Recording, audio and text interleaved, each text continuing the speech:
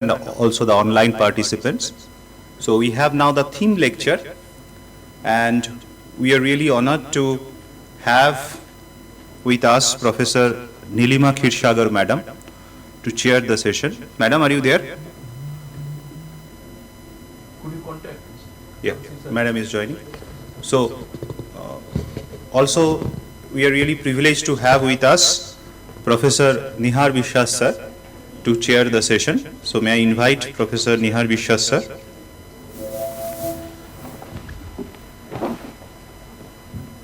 Please focus, Madam. Good evening, Madam. Can you hear us, Madam? Madam, you have to unmute yourself. Yeah. Yes, good evening. I can hear you. Thank you very much. Thank you. Thank you, Madam. Thank you. So we are really privileged to have with us Professor Nilima Kshirsagar Madam, who needs no introduction, who is a living legend in the field of clinical pharmacology in India. So we are really blessed to have you, Madam. And now may I request Professor Nihar Biswas sir to kindly felicitate Dr. Sanis Davis, who is going to give deliver the theme lecture. Sir, please.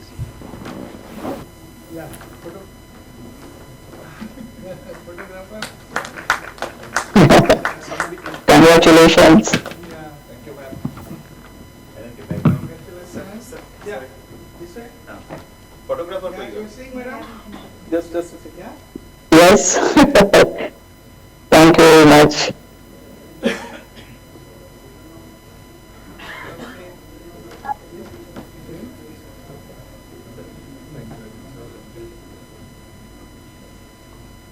Thank you.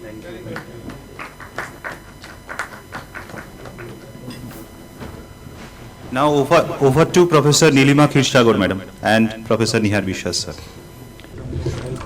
Thank you very much to all the organizers and particularly Dr. Shambhu, who has been so diligently following up, and also to Dr. N.R. Biswas sir, who is co-chairing with me, and also Shantanu Tripathi and many others.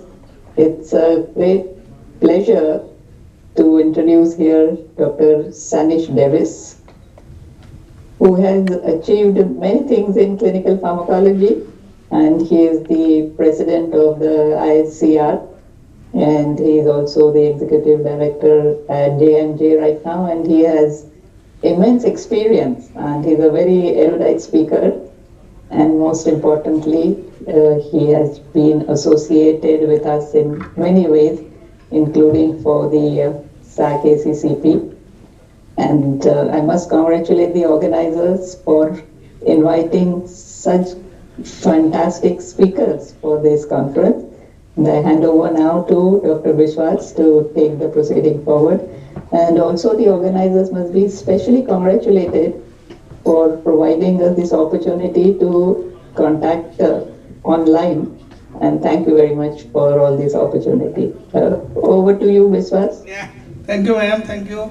And good afternoon, all of you here physically and who are online. It's just customary to tell a bit in detail about Dr. Sanis. Already, Madam has told Dr. Sanis Davis has been in the clinical research industry for over 17 years and has worked on both sides of the fence, in academia as well as in pharmaceutical industry. He is currently R&D Director, Global Clinical Operations, Johnson & Johnson, India. He has worked in the domains of clinical development and regulatory strategy for development of compounds for emerging markets. He has an active interest in external environment, shaping activities in clinical research and in operationalizing ethics in industry research. He is also President of Indian Society for Clinical Research, a nodal multi-stakeholder group in clinical research in India. He has a postgraduate degree in clinical pharmacology, DM, and postgraduate and graduate degrees in pharmacology and medicine. He is also a fellow of American College of Clinical Pharmacology. With this brief introduction, I invite Dr. Sanis, who is also in our group in the executive committee of our society, and his lecture is on the theme lecture this clinical pharmacology, relevance, potential impact on human health, and global visibility. For the last 2 days and also in the last meeting, we have discussed that we have to do something now. Enough is enough to propagate this clinical pharmacology. And now, as India is to be leader in the coming decades, why clinical pharmacology will be behind. So, with these few words, I invite Dr. Sanis to do the job. I hope you will do the best job. Thank you. Thank you, Dr. Biswas, and thank you, Dr. Kshirsagar, for your kind words. Before I actually say anything, I think that the organizers of this conference actually deserves a huge round of applause. I think superb job, Dr. Shantanu, and I won't actually take everyone's name because I always had this feeling that sometimes people get very nervous if your name is not taken. But if you are part of the organizing of this meeting as also a fellow traveler, I think you've done a fabulous job. I know how difficult it is to organize meetings of this nature. So we are growing as a community of clinical pharmacologists. Our journey has just started, and I'm sure there is a long way for us to travel. So thank you to the organizers for this opportunity to talk about very high level stuff, but I'll try to make it much more realistic or much more ground level with regards to what clinical pharmacology would mean for us in many ways. And these are my disclaimers as to how we can enhance all this thing. So for our consideration, here are some themes that I had in mind, and thank you, Shoaib, for actually proceeding with a wonderful talk, so I can actually skip a lot of what I'm going to say and jump to some very specific topics that I have. So one is we as clinical pharmacologists need to think what is our core capability, right? That's one of the most important thing. And once you actually think through that, I guess the relevance of what you are doing and what your specialty is and how you can actually help in, you could say, human health comes to the fore. And then from there, the next question is that how do we and where do we serve the community? Ultimately, it is all about how do you serve the community? I mean, it's not just one individual, because if you're a practicing clinician, it is just that one patient that you're looking at. But if you are a clinical pharmacologist, I think it is much more than just an individual. It is more like a community and even looking at the nation, because there are elements of activities which actually have an impact on even the nation by the things that you do. So as a clinical pharmacologist, you can be part of all these different forms of, you could say, committees or groups or societies or associations, etc., each having its distinct requirement and each having a need which can be fulfilled by a clinical pharmacologist. So for those of you youngsters who are here, who are either finished their DM, are in the process of doing DM, or are in the early stage of their career or in their mid stage of career, I'm going to throw a lot of these things at you to say that your day actually can be more than 9 to 5, right? There are a lot of things that you can do, you can contribute, you can bring value to the table. And when you actually go through all this, that's the impact on human health that you bring to the fore. And then ultimately, instead of just thinking about what is my relevance or what am I doing, you need to also think about, as a clinical pharmacologist, what value are you going to bring to the table? Because everyone is assessed on value. And on that value also hinges your personal motivation, your self-drive, your hunger for actually doing something, your hunger for, you could say pushing forward the clinical, the specialty of clinical pharmacology, etc. And that is where visibility actually comes in. While the topic talks about global visibility, I will restrict myself to the Indian visibility that we need to have as the clinical pharmacology community. And when we talk about our core capability, we sometimes get confused. What am I? Am I a pharmacologist? Am I part of medicine? Or what kind of species do I actually call myself? And there are also a lot of these questions which come as, can a pharmacist do what you're doing? Or are you a clinical pharmacist? Are you somebody who's like maybe a PharmD person? There are a lot of these confusions, or there are a lot of these career questions that sometimes get thrown at you, sometimes at very places of unease. And when I say places of unease, these are like when you're with your clinical colleagues and somebody says, oh, are you a pharmacist? And that kind of like makes you so unhappy and annoyed with yourself. And then you have to correct people to say that, no, I am a medical person, but trained in clinical pharmacology, right? And they would again ask you, do you dispense drugs? Right? That's the next question that I sometimes hear. And then you have to kind of like think of what is your core capability. And I would always put this as, you're somebody who actually is able to bring whatever is the capability that is there of an internal medicine person with your sound knowledge of pharmacology, and apply that knowledge to the domain of medicine. And within that, you have all these capabilities that are there, that you're part of medicine, you can provide leadership in very specific areas in therapeutics, which need strengthening. We have had lectures, Dr. Dhaneria was talking about antibiotic stewardship, we had Smita who was talking about TDM, there are others too who spoke about it. There is a huge field of drug safety in which many of you would say that, okay, that's the domain of maybe the pharmacology folks, but the reality is that clinical pharmacology actually encompasses all that. And then the bigger field of clinical development, which is not just industry specific. If India is growing into doing all these things, you need people in academia who can actually do clinical development, right? So that's how things are. And ultimately, you need to embrace these opportunities in order for you to demonstrate the value. So sorry if I kind of like make myself seem very pontifical about this, but we also need to understand that we need to explain our journey to people. And sometimes I feel that the journey is not a very easy one. So for example, you have, you could say, the opportunity to be in academia, industry, practice, or a hospital, clinical pharmacologist, etc., even after your MD. And then you continue to actually go further and further, and then again go into the same format that is there.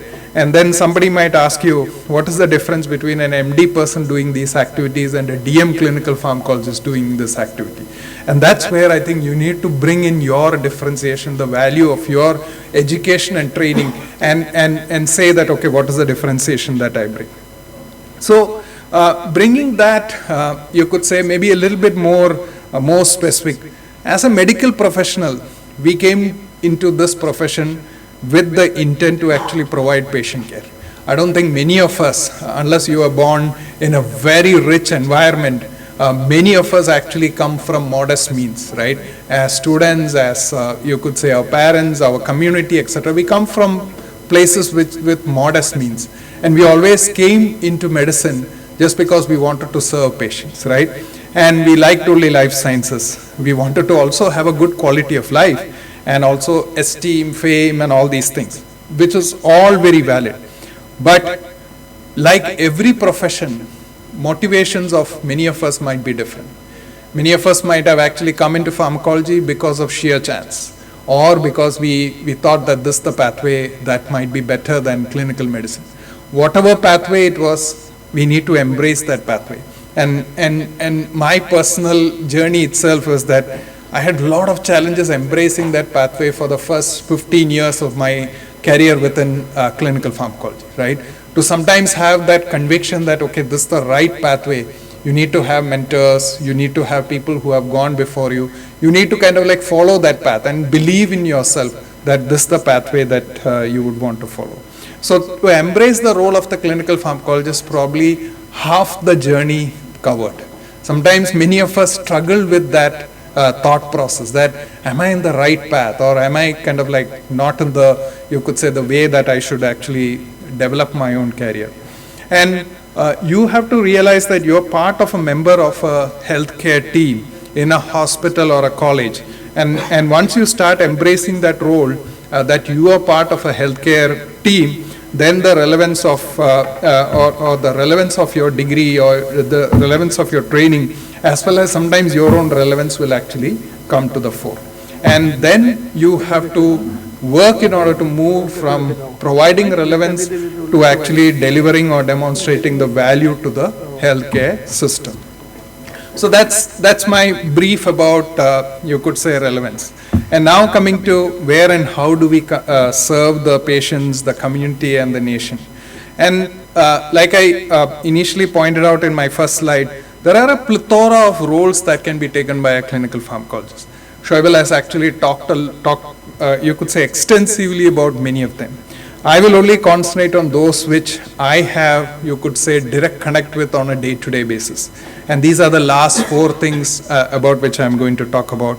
The subject expert committee membership, being a clinical research director in an academic institution or even in a private hospital setting, data monitoring committee member, and maybe setting up a clinical research secretariat, which also is there. And we have within this room itself people who fill into all these buckets and who have done tremendous work in all these different subjects.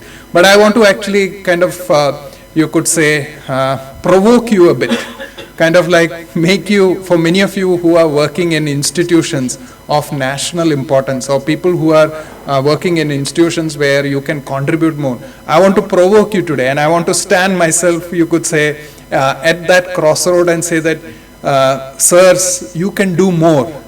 You can bring more value, and we need that value, because otherwise I think as a nation we will not progress in this field. So the first one is as a subject expert committee.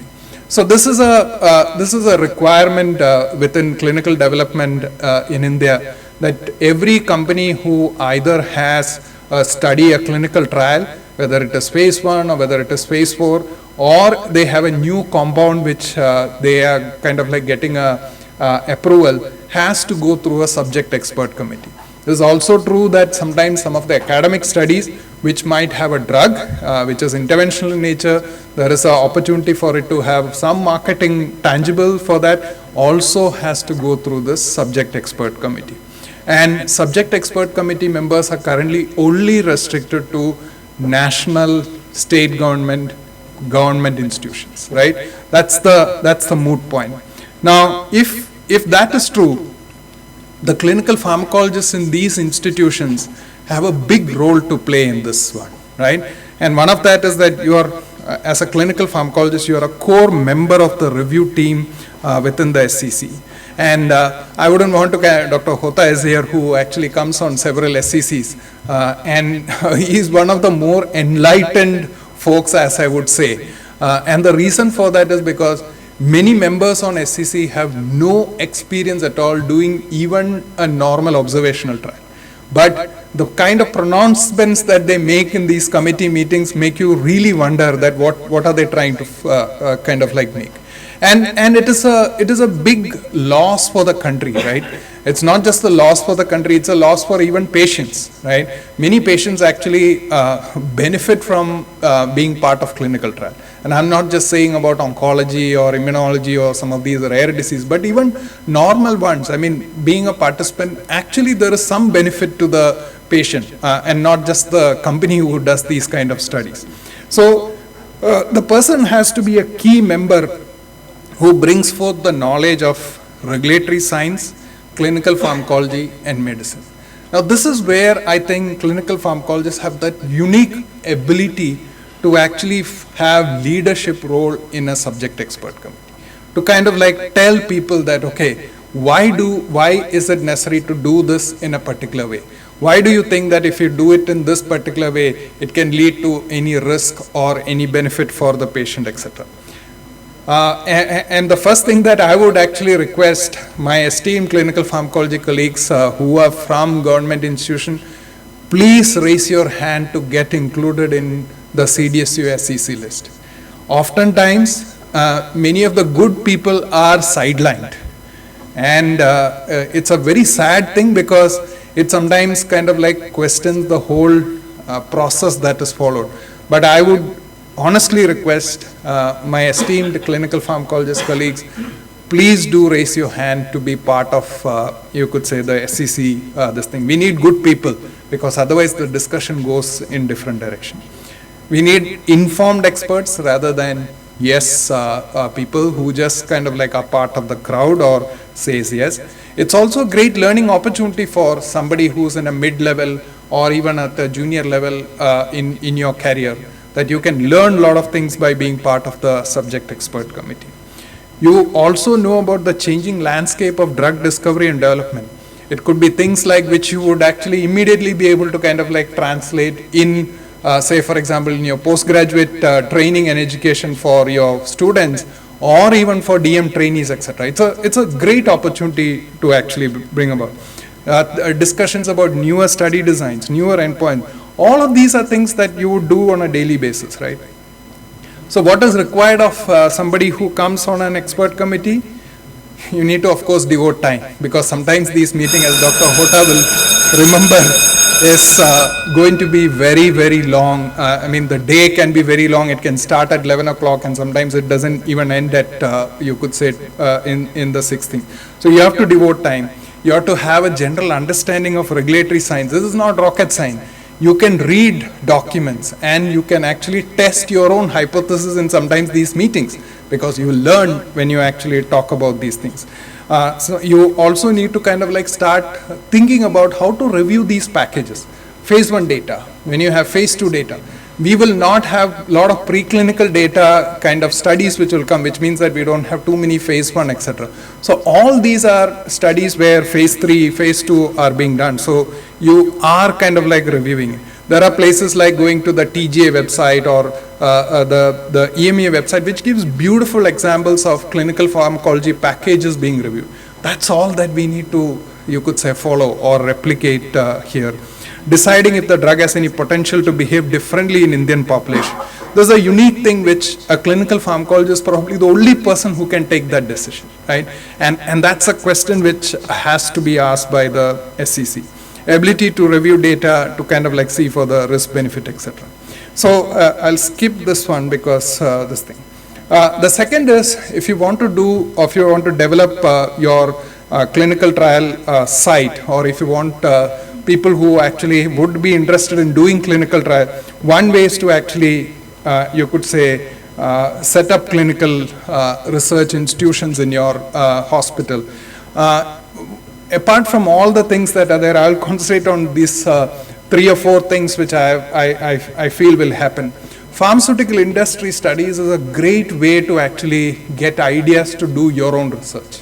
Sometimes it can be a spin-off research, which you could say the pharmaceutical company will be interested to help you out with. Say, for example, my own experience, and Dr. Kshirsagar is here, madam's understanding of what can be done in malaria. Some of these were spin-offs from pharmaceutical company trials that were there. It can give you topics for your PG's thesis. That's also a great thing which many of us would want. Funding for the department so that your department can run bigger and better things, right? That's ultimately the key thing. And of course, be part of collaborative research. So a lot of those are also going to happen. And why industry is going to come to a government academic institution? The reason is simple. This is the place where you can actually do these kind of studies. It's not in private centers that we want to do these kind of, these are studies where we want to do in government institutions, because that's where the talent is, that's where the expertise is. And a clinical pharmacologist being at those centers can guide all these things in a better way. Currently, we don't do this because the government centers take 6 months for their contracts to get approved. And that's a no-brainer. Then nobody will come there. But if you have this interest, or if at least some of your juniors have interest, please kind of like encourage them. We will kind of like work with you to actually make sure that many of your systems and processes with your institution can be fast-tracked. I have in fact gone to some of these institutions, talked to people in the administration to say, why is it important for your hospital to be part of this? And sometimes they then have that light bulb moment when they actually say that, oh, isliye aap aa raha hai kya? Because they otherwise are just getting this document and they feel that some company is trying to get some money from the institution. Whereas you are trying to kind of like give money back to the institution, they think that we are trying to kind of like get money back from this thing. So there is a synergy between, you could say, pharmaceutical industry research and academic research. Many of these individuals that I listed at the bottom have all kind of like have done pharmaceutical industry studies and have done spin-offs in their own areas of interest, and so that could be a good one. And for you could say the hospitals and others, it's also a very important thing because you can actually develop your institution better, and we all kind of like then you could say be part of this make in India and made in India, because ultimately if India has to develop these drugs, it's not just the industry which needs to develop. The industry also need to have committed investigators who will be there. Now those investigators are not people who always have the knowledge. So that's where another part of clinical pharmacology coverage or expertise can actually help. And ultimately the clinical pharmacologist can also be a research director. And there are a lot of roles which actually the traditional clinician who's an investigator will not be able to manage. So building a team, that is a research effort. Building the team is not just for pharmaceutical research, but for academic research, so that you have a team of people, you can bring in more research, you can bring in more collaborative work, and ultimately what I say, research that matters to the patient in your area, that matters to patient in your community. And then of course all these other things in private will happen, that when there is more research, ultimately more patients actually come to those institutions. And there are several examples in India which is there. And lastly, I think you need to establish what is called as a clinical research secretariat, which will actually channel in all the benefits of doing large scale research in one particular department. And a clinical pharmacologist uniquely positioned to actually guide this activity, and Shoaib did mention about this in a big way. So as a society, what do we need to do? If we need to have a seat on the table, example, the very recent NMC decision on generic drug prescribing, drug safety, etc. As a society, we need to have a voice. We need to have a white paper. We need to kind of like build something and we need to send it out. And I'm ready to commit myself to actually be part of that task force which would want to write that paper. And we need to write it within the next couple of days. Because that's the only way that somebody will hear our voice. We need to elevate the quality of regulatory science, as I said. I talked about antibiotic stewardship, doing action rather than just lip service, because that's such an important thing. And Dr. Hota was talking about drying up of antibiotics. But if we don't have newer compounds, at least let us preserve what is already there so that we can extend the life of that this thing. And to my young friends who are there in early stage career pharmacologists, here are my top 3 picks for, you could say, putting in your research effort or putting in your, you could say, career. There are a lot of gene therapy products which are coming out.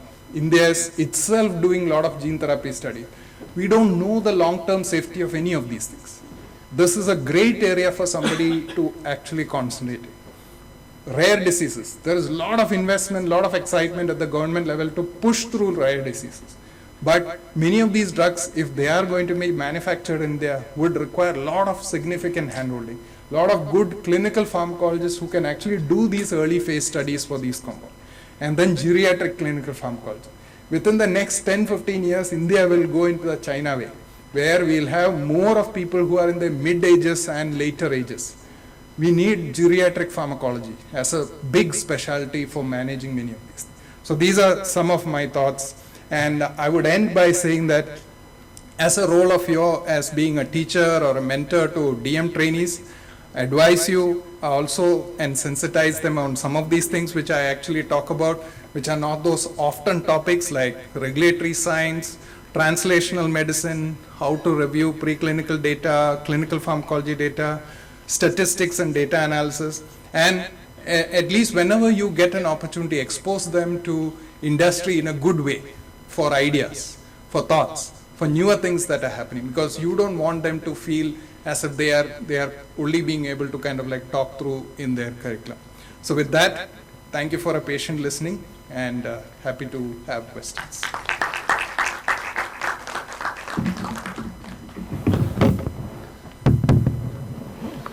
Thank you, Dr. Sanis. It's really, it's a fantastic lecture. And Madam is here, you'll speak something about Dr. Sanis, Dr. Nilima. Yeah.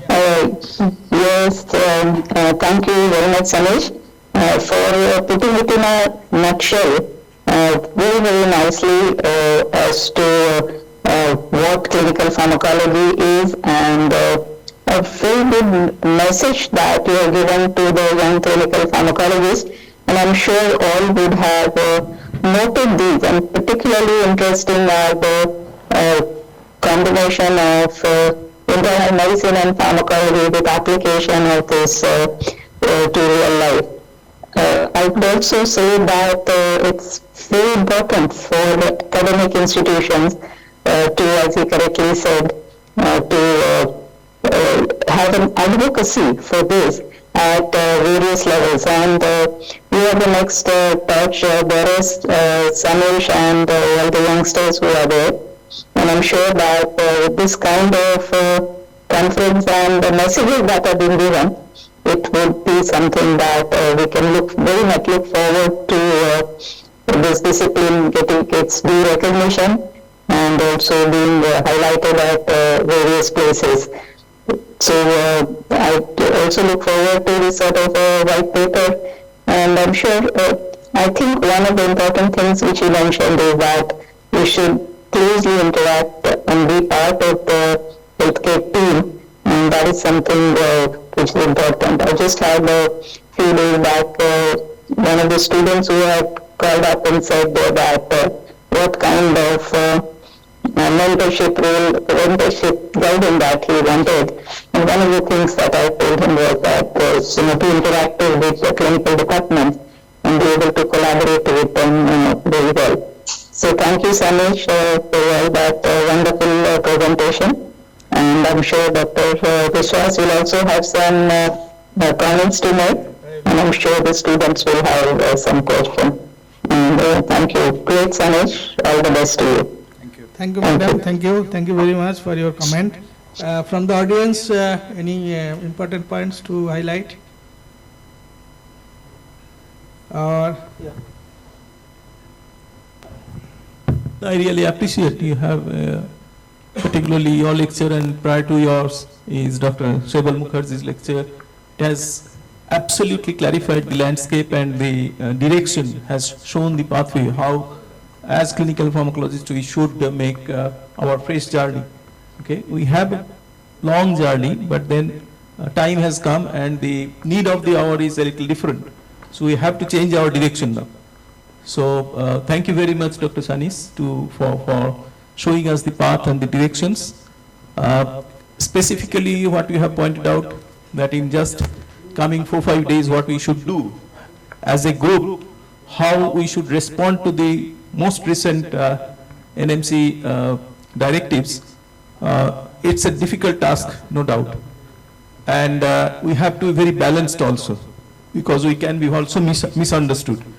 Okay. This is a challenge, and as we had discussed last evening also together, but then we have today, and we place to take it more seriously. If during our meeting we can again have a small sub-meeting, maybe 10-15 minutes, to chalk out the plan, how we should take it up in the coming 4-5 days, or maximum maybe a week or so, and then how to actually present it in the public domain. So with this, we take this up as immediately to be done agenda for us. And thank you for stimulating that further. Okay, over. anybody from chat box means who are online? There is one chat. There. Yeah, please. Then I'll give my final comment. Yeah. Chiranjeev. Dr. Bagchi, do you want to speak out? Yes, sir, yes, Dr. Sanis, you're nice doing this online. Congratulate you, because I am a bit physically ill, so I cannot attend personally. So anyway, I congratulate you for an excellent presentation. So I appreciate you, and I have heard you earlier also.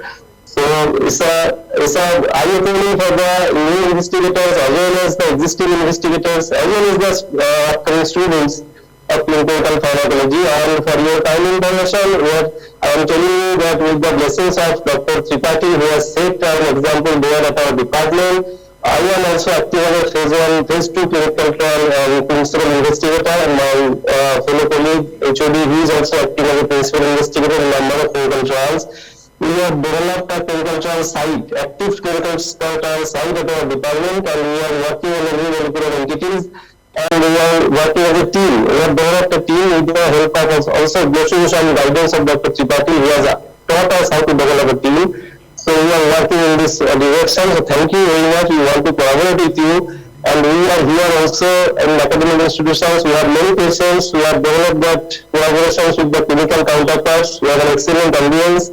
Please collaborate with us. We are here to collaborate with you. Please. Thank you. Thank you very much. Thank you, Chiranjeev, for your input and good initiative. Precisely in 2 minutes, I will just highlight few points. And he correctly told that this clinical pharmacology is an integral part of internal medicine. And if you go to the history in globally, in worldwide, as in UK, they first become the physician, and then they become clinical pharmacology like any other super specialty.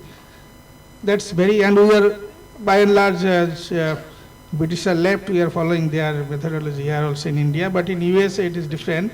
There are many people, PhD holders, they are also doing excellent job as a clinical pharmacologist there.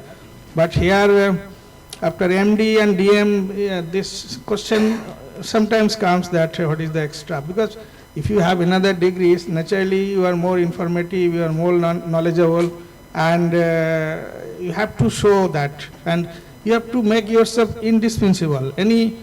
Any hospital, say this type of hospital, why not like a medical superintendent is appointed, medical director is there, why not a clinical pharmacologist should be appointed as a part and parcel of any hospital. So that's why we can be recognizable and we can show our importance, and we have to come forward for that. Like sometimes in private, some advantages there, like Balaji More, he also came from KM. I think around 2000 he did his DM, he is with us now, and we have given him nearly 40 clinical trials he is organizing. And in private institute there is no problem giving degree, we have given in medical director research like that, and doing fantastic job. But anyway, in government hospital there is some limitation, post creation and other thing, but at least who are appointed in the Department of Pharmacology and having DM degree, they have to show their importance. Not like any other pharmacologist and just teaching and taking exam and going home. It's not like that. You have to show your indispensability, and then only you will get the importance. People will give a chair, you have to earn the chair, you have to snatch the chair. It's a joke. I know one person, Mr. Nasha, he was somewhere in Delhi in the pharmacy council or like that. He used to come to the meeting, and no chair and no name is in his name, he used to take a chair and he used to go to the dais and sit. So it is joking. So you have to do that. You have to do your job just like such a thing that they have no other alternative to appoint you as a clinical pharmacologist. So with these few words, I again congratulate for your good lecture, Dr. Sanis. Thank you very much for the organizer for calling me here.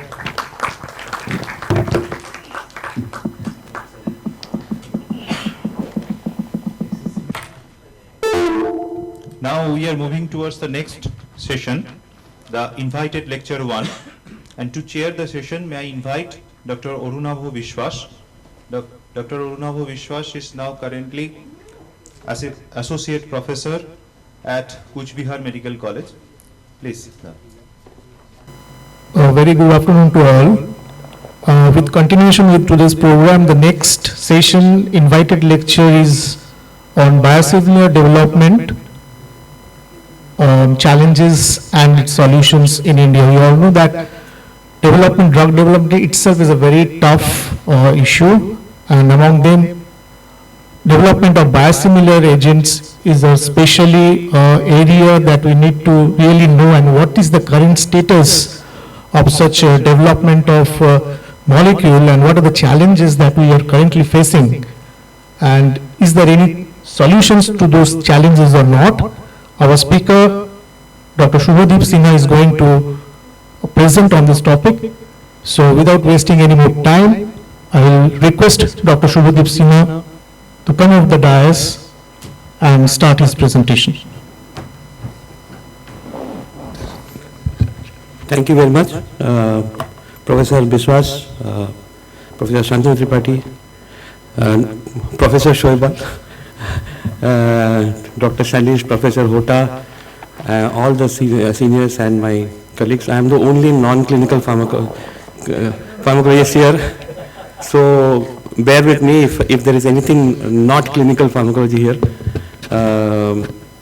So what I believe and truly believe what my mentor, Professor Tripathi, also tells me. Yes, yes. Yeah, that's why I proudly put that so that he says there is always a practicing clinical pharmacologist, which and he has been guiding me for last 12 years in my organization as a DSMB chairperson. So before I go into SEC Viva of Dr. Hota, I get a Viva of Dr. Tripathi, and he was complaining I had too many applications, but that is how we have been developing our phase 1 studies. And I've met sometimes Sanis in some of these meetings, and we were both like what Tripathi sir is doing like this. So we were also in that situation, what is going on.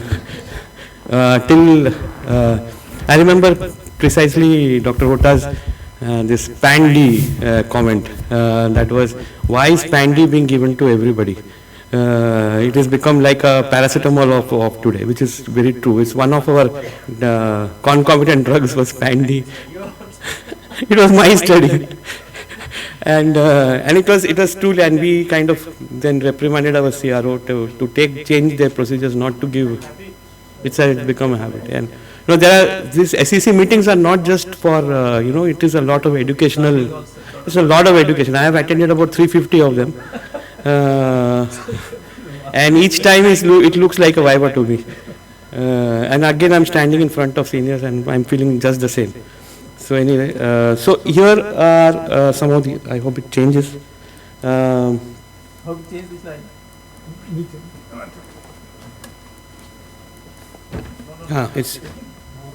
It doesn't. It has gone. It's coming.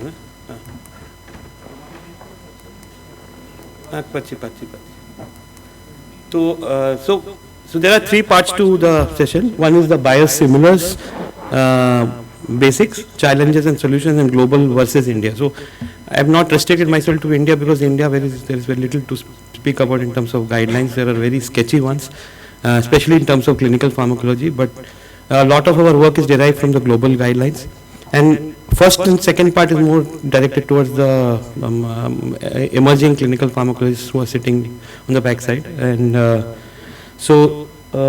I declare that I am not, these are all my personal opinion, but biosimilars have become now the norm of therapy, and it is shown by and it is because of the fact that a lot of them are coming off patent, and 10 years back or 12 years back, there were only about 18 companies which were developing. Today, 91 different companies are developing biosimilars.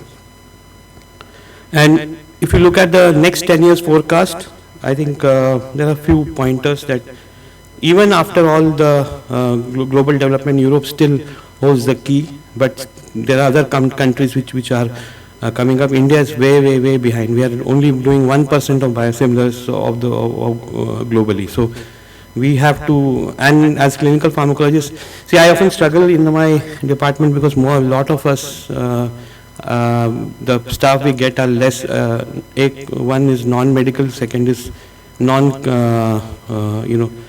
mostly MBBS, and pharmacologists are very rare to, want to come. I mean, clinical pharmacologists, I was asking our friend, he said that there are about 250, 150 clinical pharmacologists, or 120. Out of them, probably about, starting with a few exceptions like Shoaib sir and Sanis sir, only About 20-25 of them are in the industry, and industry needs clinical pharmacologists, not just academics. We really need them because during protocol development, during study conduct, during study report, during DSMB presentation, everywhere we have to depend on pharmacological and clinical pharmacological. And also, not just that, also in medical marketing, real world studies, everywhere. Clinical pharmacologists are required, and very few are coming forth. And primarily because there are a lot of, we are not able to afford them, because the DM students are getting quite a bit of salary, and they are not able to accept the starting salaries what we get. But then we need to start somewhere. The sky is the limit. You can reach where Sanis has reached, or where Shoaibal has reached. Anyway. So again, market focused oncology diseases still hold the key.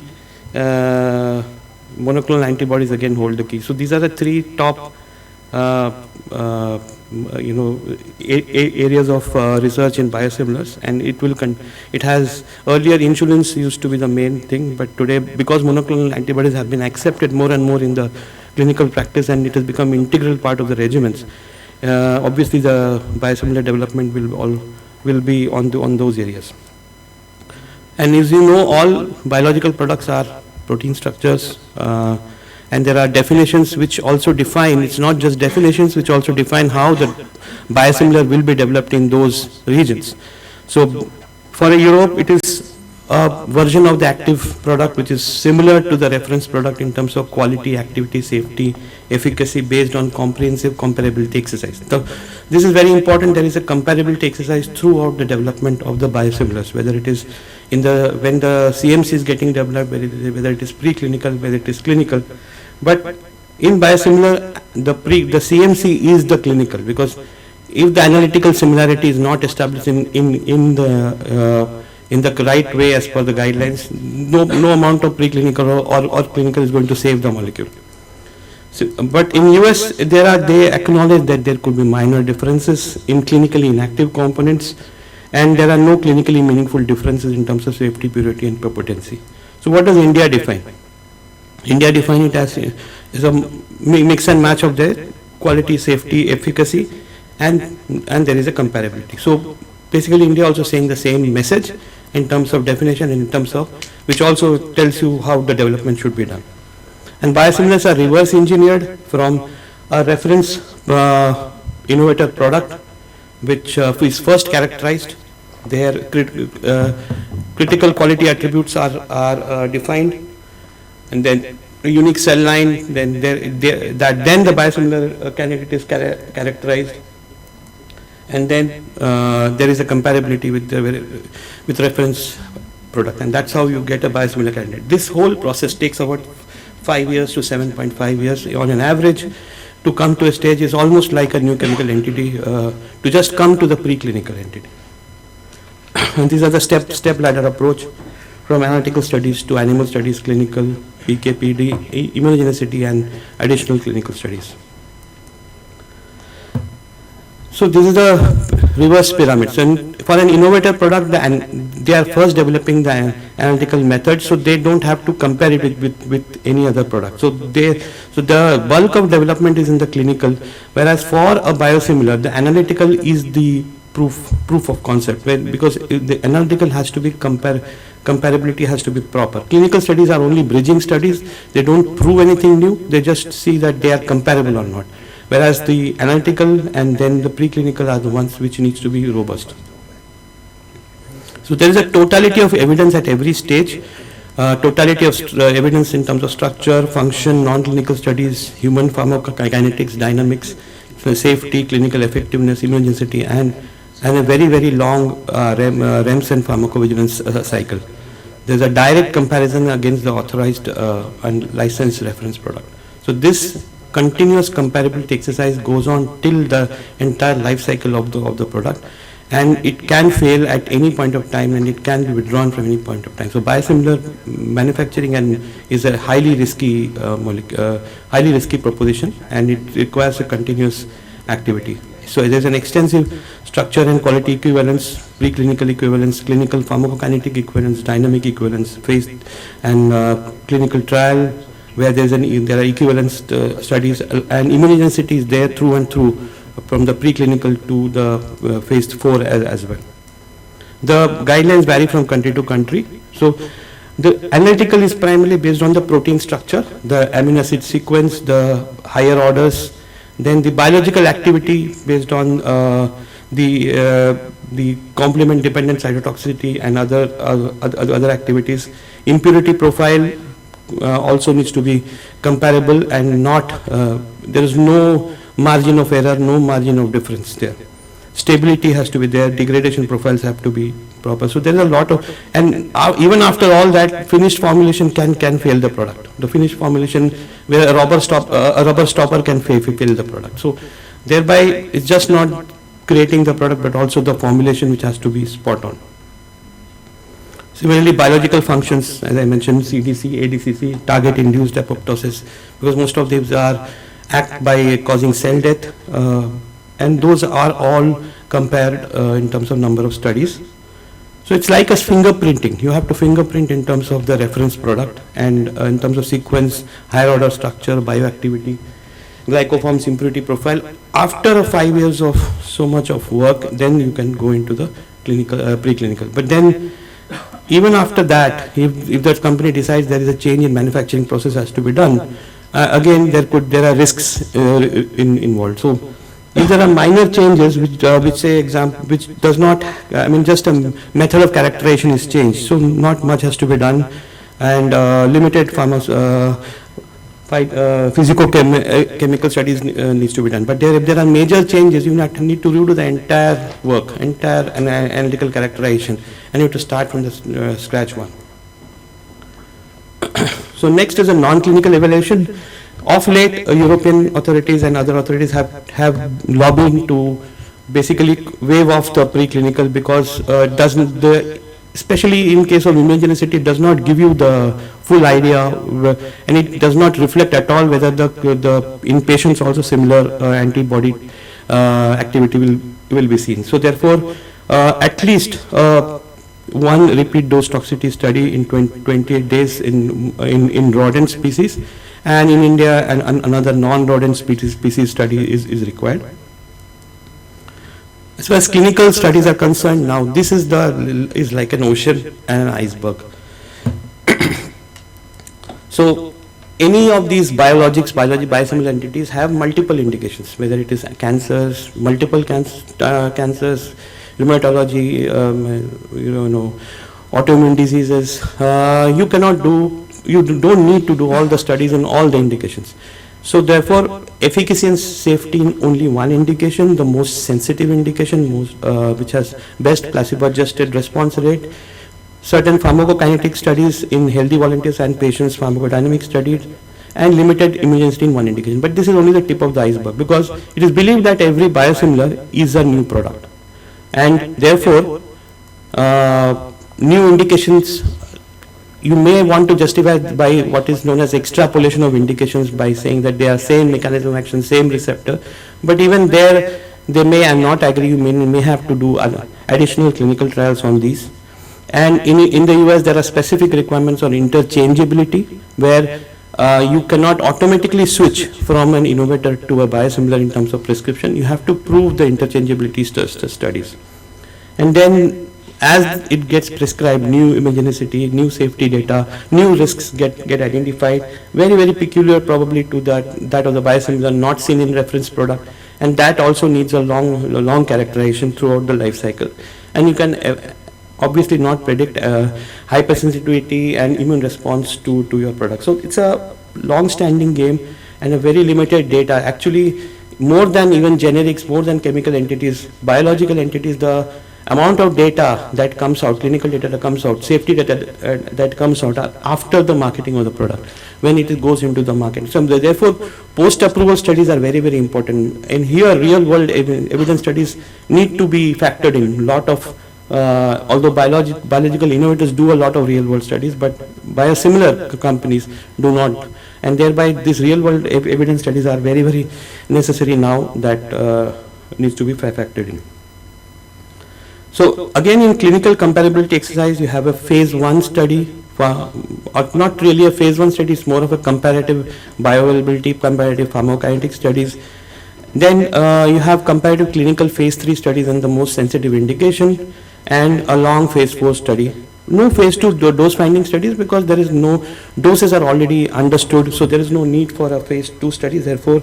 But then phase 3 studies have to be adequately powered, randomized, no 100 patient studies. These are all have to be properly sampled, statistically powered, and some, because of the limitations of, the constraints, etc. So non-inferiority studies are also acceptable, and most of the guidelines define the level of non-inferiority.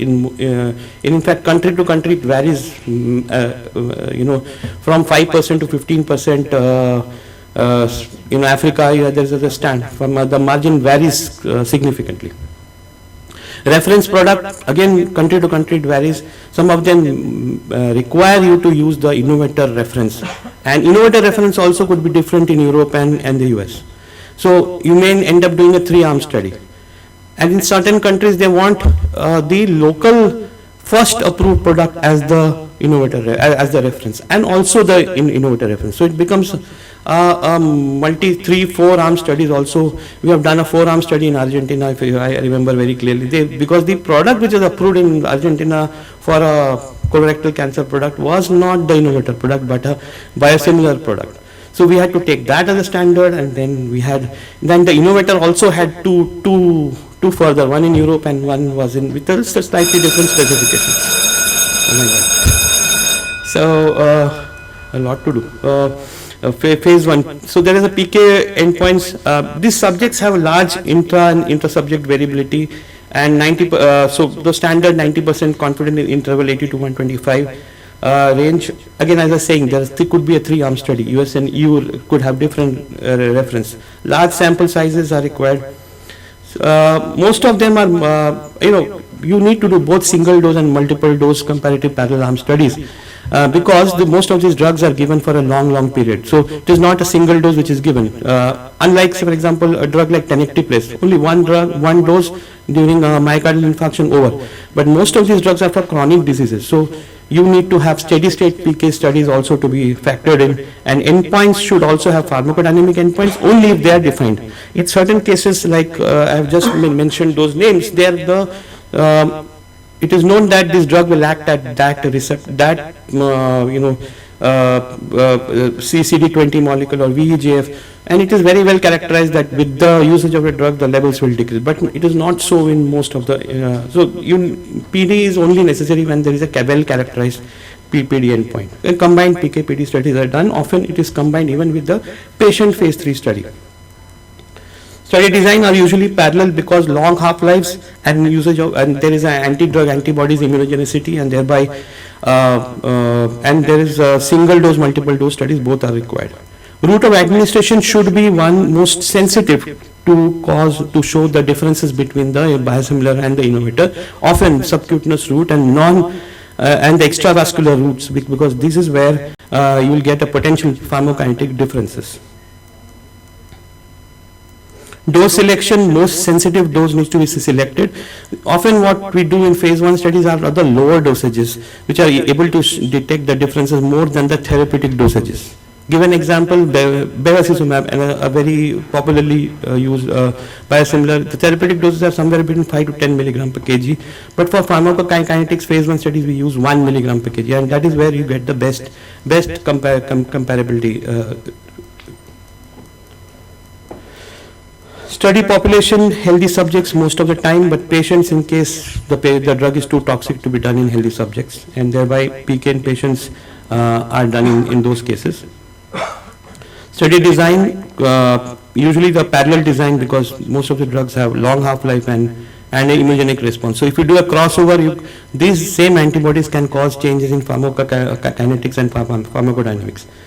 Bioanalytical methods are not similar to that of the chemical entities because they are not usually suitable. So you need some other. Usually LCMSs are not used for the biosimilars. These are probably sometimes ELISA is used, sometimes some other methods are used, but all these methods should be accurate, precise, specific, sensitive and reproducible. Standard qualities for any bioanalytical methods. Phase 3's comparative clinical trials. Now, I'm just putting this picture because most of the cancer studies, survival is a primary outcome. Now, for a biosimilar, the survival need not be proven. It is the surrogate markers or secondary markers like the overall survival rate, progression-free survival. Those are the primary endpoints because there is nothing new to be proven. It is to be compared, and comparability-wise, overall response rates are better than comparing the survival rate. So, if you have to show the differences between the biosimilar and the reference product, overall response rates are better in terms of cancer. Similarly, in terms of other indications like rheumatology, where the endpoints are same. The ACR20 changes in ACR20, the comparability of the ACR20, ACR50, ACR70. Those are the response rates again, not the how long the RA patient has survived. So most of the comparative clinical studies are on those. And there are a lot of challenges, and I'm not going to describe them because of lack of time. But then I'll say that inclusion-exclusion criteria have the most sensitive study indication, have the best placebo-adjusted response rates. We have to look at, for example, rituximab would be useful in both CLL as well as the NHL. But we'll have to look at also the incidence of the patients in these cases. Whereas in bevacizumab you have NSCLC and colorectal cancers, both equally sensitive. Now which you want to do? So obviously, often companies take a stand that okay, NSCLC will have more mortality. Let's go with CRC. Have same sensitivity, and there are extrapolation. So there is a bit of play around that is done, but. Each to his own company, but then another company might say that NSCLC, I have more products in lung cancer, so I will do an NSCLC, so I have to have it in the basket. So that kind of strategy is also employed at this stage. Across, and those study indication has, and the primary endpoint, as I mentioned, not the same primary endpoint as that of the innovator. Study design is of equivalence is better because you can show the differences better, but because of the large sample sizes, some bit of non-inferiority designs are also allowed, and most of them end up doing that, and there are certain guidelines for the same. Immunogenicity, these drugs being proteins will cause anti-drug antibodies. Depends on which type of proteins, and there are product-related factors, treatment-related factors, and patient disease-related factors. All of them cause the change in the immunogenicity of the product. And coming to that, it affects both efficacy and safety. So this is a formula of product probability and severity. So if the biological entity is given in immunosuppressed patients, likely lower probability. A greater probability if it is an autoimmune disease. If it is more human, and there is a terminology UMAB, it will have lower probability, whereas foreign ones will have higher probability, subcutaneous will have higher probability, purer substances will have lower probability. Severity wise, if there is already an endogenous version like insulin, like erythropoietin, there are more likelihood of having immunogenicity, more severity, likelihood as well as severity will be more. Chronic diseases it will be more than end-stage diseases. Replacement therapies and anaphylactic responses will obviously be more severe. So this is how we can guess what the immunogenicity will come out. It is seen that monoclonal antibodies have very low immunogenicity, and only excepting infliximab, the other mAbs are often lesser, more human ones, because we are moving towards more human biological entities, thereby they have less. The analytical methods are based on ELISA. Again, very unique, and there are other. This is a topic for another day. And operational challenges are many now because in India itself, although we contribute only 1%, we have a lot of competition to recruit patients. And poor patient compliance because patients are now started getting the biological entities right from government. Pharmacies. If they are cancer patients, they get biosimilars or even the innovator products. So they say that if I'm getting the drug free, why would I participate in this clinical trial? So it takes a lot, especially I've seen that in Chennai, southern, and even in Kerala, drugs are given free of cost, even the biological entity. So thereby it finds, when these are long studies, it may go up to 6 months, 1 year, 2 years, patient interest, maintenance of that interest is also, and there's also high placebo response rates, especially in pain indications, where 30% of them can show high placebo response rate. 40, correct. So, and there is a lack of coherence between. Now, this is where it's US and Europe differ so much. If you generally for chemical entities, if you have approval in Europe, you are sure that you are more likely to get. But here there is no such likelihood. If you have so there are, even in the global map, there is US-like countries, that is US, Brazil, and certain of South American countries. Europe-like countries.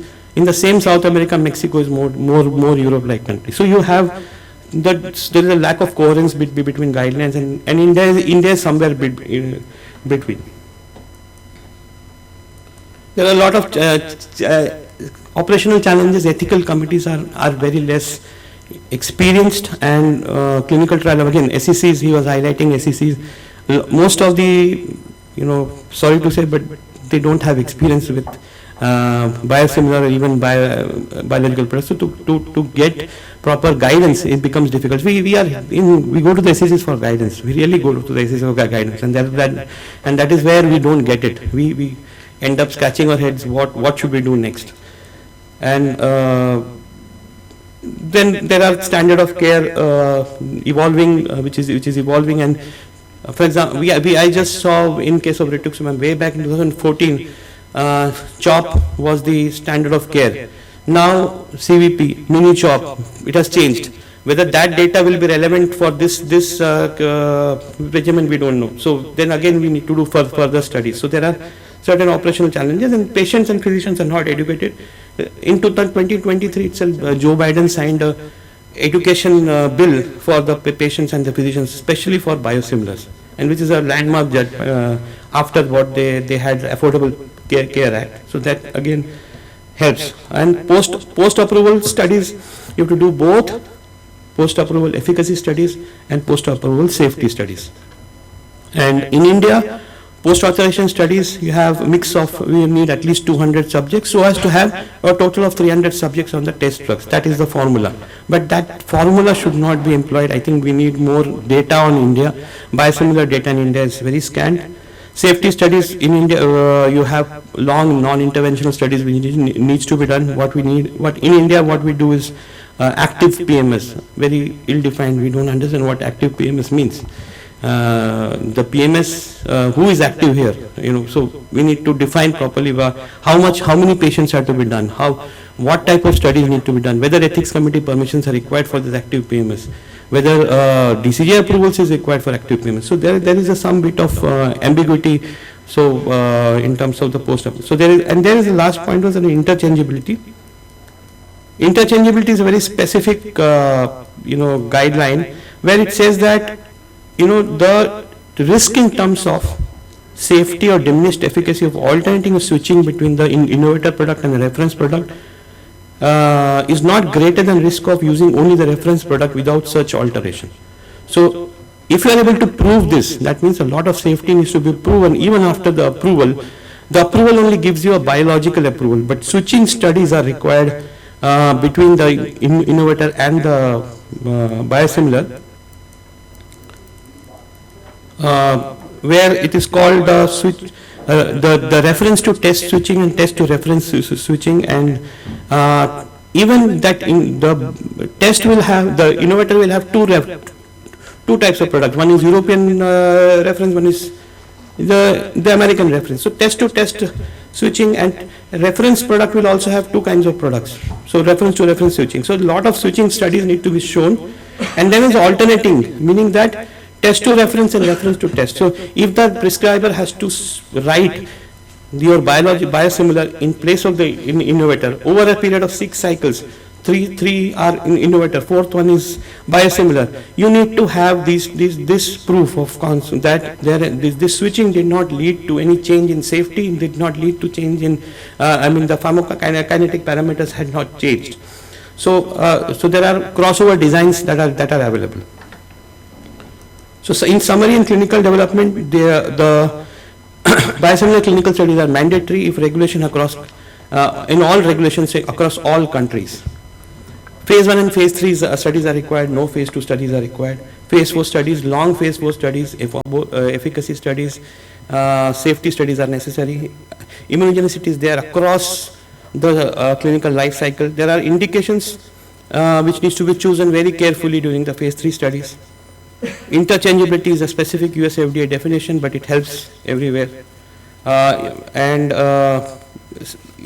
There are other concepts of biosimilar safety not discussed here, such as naming, unique naming is there, traceability, there are coding of the biosimilar product. So, moment that the patient buys and the QR code is used, it goes into the HMR and then EMR, and then they know that which product has been taken. So that batch to batch tracing is done, and then very extensive PSURs, RMPs are necessary.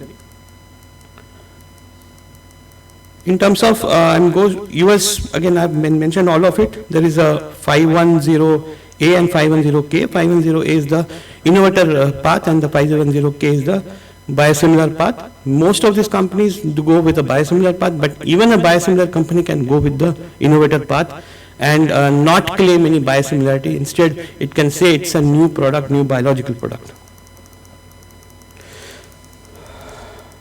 Europe is again has a overarching guidelines and guidelines on product specific, and there are also guidelines on monoclonal antibodies as of today. And finally, you have our 2016 guidelines, which has come all the way from 1990s to 2012 to 2016, and this needs. I think there is another draft which is coming up on the biosimilars, and this is needed. Here, similar principles have been given, like selection of reference biologic, preferably the innovator ones. Manufacturing process has to be robust. The cell line that is used as same as that of the innovator. Full quality dossier has to be there. This is very well defined. But what is not very well defined is the clinical part. The clinic, you have to go through the IBSC, you have to go through the IAC, RCGM, DBT route. Pharmacodynamic studies are well defined. So these are all there as similar to that of the preclinical toxicity studies, where there is a very much required for 3 dose levels: low dose, medium dose and high dose, 1x, 2x and 5x. Sometimes even 10x we have to do, and in one of these arms you need to have an innovator as a reference, not so local tolerance, because it's, most of them are injectables. So preclinical studies are also okay, but then which is where the pharmacokinetic studies have been to either healthy volunteers or patients. Yes, we need to do that. Phase 1 studies. PD can be part of the pharmacokinetics and surrogate markers. It can be also part of the phase 3 studies. Now there is a problem. Phase 3 studies in not less than 100 patients on test arm. Is that enough for a phase 3 study?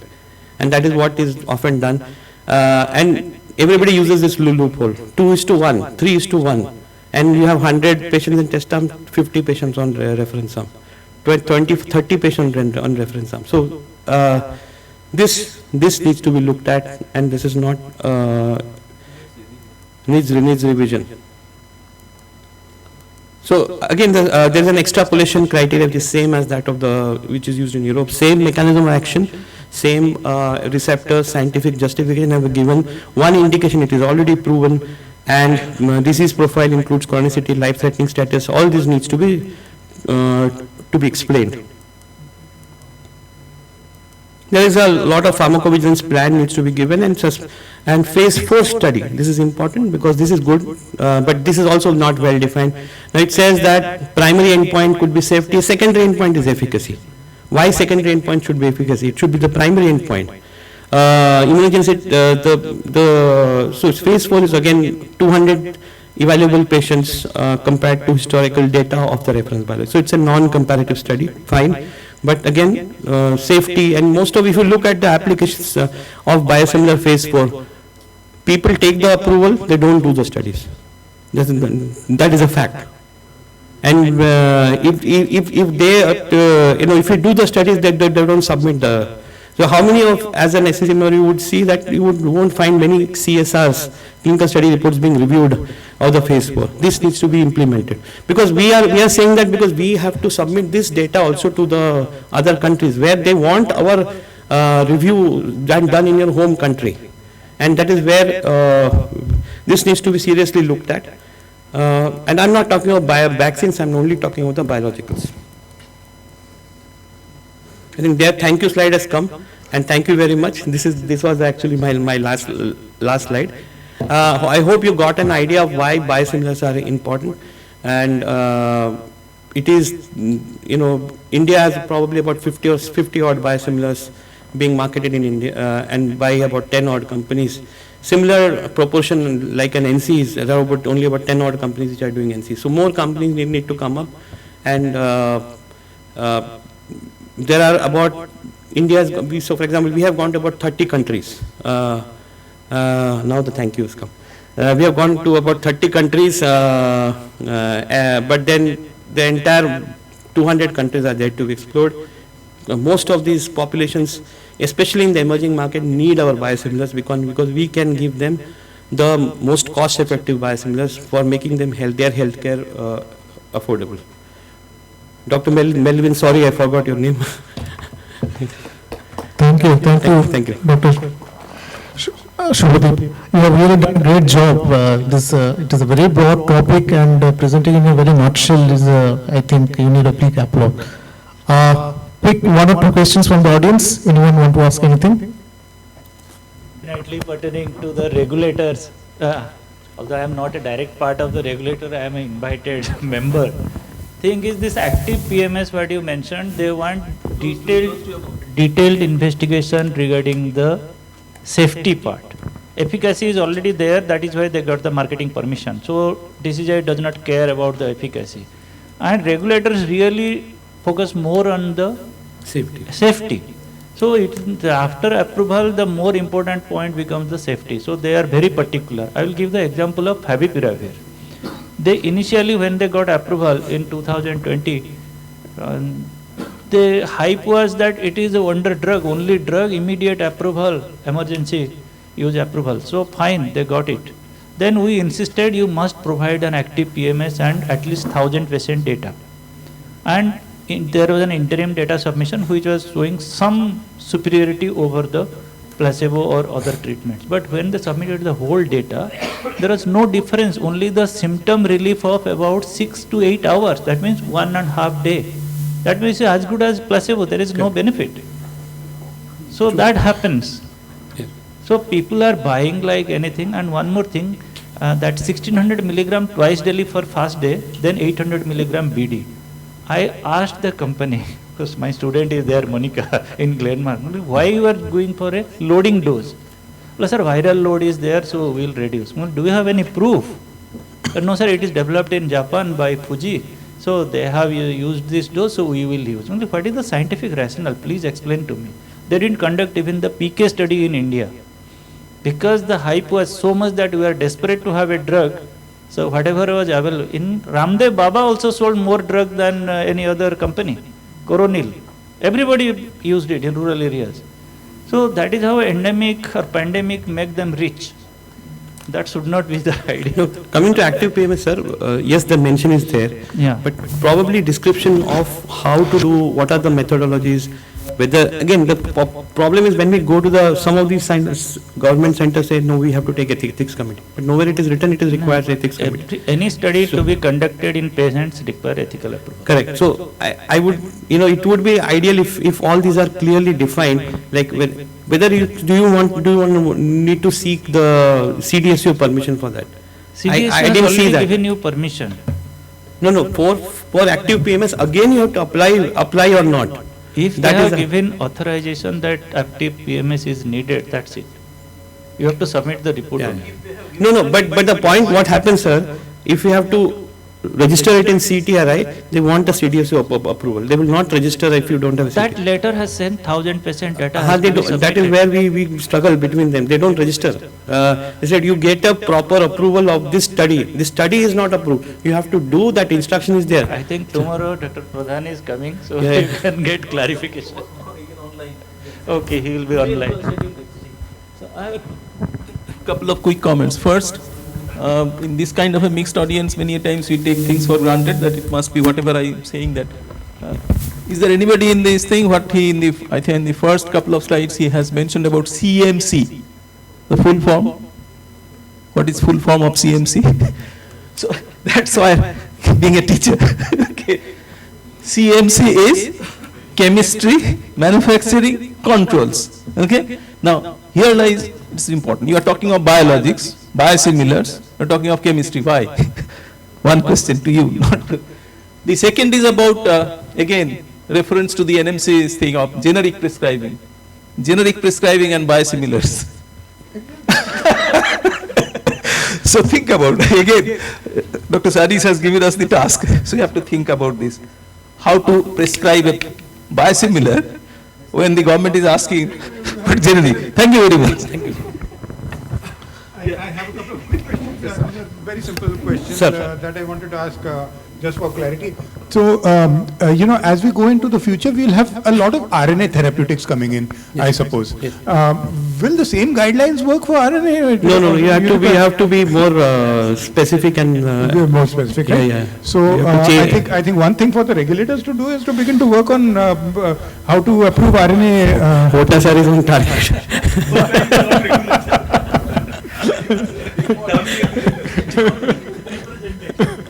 The second thing I wanted to ask is that, I don't know whether Hetero is selling in the US, but these switching studies, Right. In what percentage of the biosimilars that you are developing, are you also going in for the switching studies? So as of today, we are not in US, but I know for sure Dr. Reddy's does, they are doing currently, I think, one darbepoetin and one more product. Both they have been asked to do switching studies. They asked in the sense that it's voluntary, of course. If you don't want to claim switching. If you don't want to claim biosimilarity, it will, if you want to claim biosimilarity switching study, without that you cannot claim. It will not be allowed that, so you can claim it's another biological product. You will neither get a biological innovator, like as I said, there is a biological innovator pathway. If you develop that, you don't need this interchangeability. Another thing, if you do the biosimilar pathway and do not do interchangeability, you still do not get biosimilar designation. You just get a biological product active in, say, rheumatoid arthritis. Yeah, but you can put it into the market, right? Yeah, it can be put in the market, but the problem is, see, in a patient who's, there's also a question of insurance. Now, the insurance company will not recognize that this can be utilized. They will not reimburse it.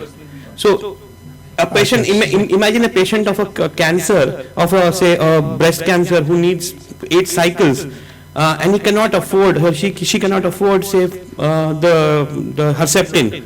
Now, she can afford, say, Biocon's, whatever product. At that time, she cannot take it because. So what you're saying is switchability studies are important because of the economic considerations, in the sense that reimbursement will not be there unless you can show switchability. Europe is slightly different, sir. Europe, there is no switching studies required. But again, each country needs to identify this product as a biosimilar, and it is also left to the prescriber. It is also left to the patient whether they want to take it. So there is a very lot of difference how Europe accepts it. Right. The third question is about the host organism that you are using. So often, you can get a biosimilar from one host organism, or you can get the same molecule, the same protein, from another host organism. Now, in your experience, does it make a lot of difference in the sense that are your chances much better if you have the same host as the innovator, or? It's not, it is almost mandatory that you have to use whatever reference biologic has used them. Secondly, more and more, they are all going on CHO cell line. So cell line has to be the same, at least. So E. coli based products are now phased out, most of them. Most of them are CHO based. So, and whatever. Sorry for that. CHO is what? I'm backseat. I am also looking, wondering. I don't remember the full form. Chinese hamster ovary. Yes, yes. Okay. So but it is for this, because it's part of the CMC package. You need to have whatever innovator has done at that time. If innovator changes, you'll also have to modify. No, but one second. So in the definition of a biosimilar, you have to have comparability of the molecule. Yes. Comparability of the molecule. Now, where that molecule comparability of molecule in terms of quality. In terms of quality. Quality, safety, and efficacy. Efficacy, everything. So quality basically, safety and efficacy comes later. So quality comparability has to be there. But it doesn't say that it has to come from the same host. Correct, I agree. But often when the regulator looks at it, they first refer the innovator product. And throughout the development, if you are comparing them as the innovator, your product manufacturing has to be same as that of the innovator. So most of them don't take the chance of changing. Don't take the chance. Okay, got it. Yeah, got your answer.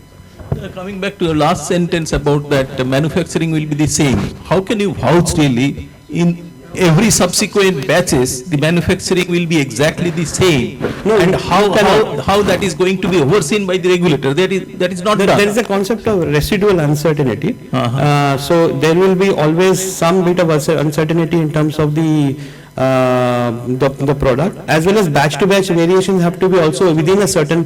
But that is being overseen.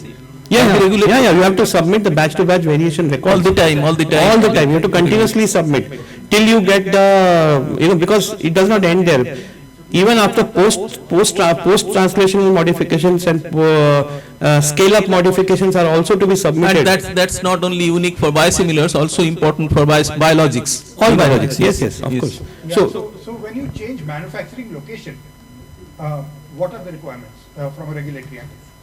I am not the expert on that, but yes, manufacturing locations. What extent have you? So there are classifications. I know that there is a minor, major, and critical. So if there are only with the manufacturing location, if there are only characterization methods which are getting changed, then there is not the entire spectrum has to be done. But if in the new manufacturing locations, and see what happens even for the innovators. Let's take the example. It's a 20-year-old product. The innovator also has changed the location, changed the method, and it needs to, we cannot depend on the old data. We have to do comparability against the new data as well. So, moment this changes, the biosimilar company is not okay. Bana diya, chhod diya, nahi. We have to again do the entire comparability exercise. The quality comparability. Quality comparability exercise. Not the clinical is in any way. Yes, sir. Okay. Thank you. It was really a great interactive session, and we have enlightened us a lot. Thank you. This session close over here. Now may I request Professor Devashish Hota sir to kindly felicitate Dr. Arunava Biswas.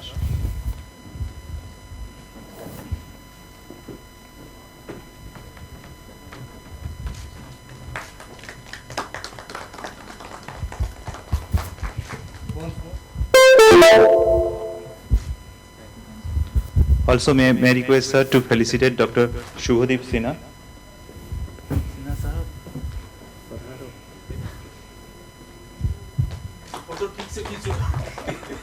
This is the only instance where I will get felicitated by you.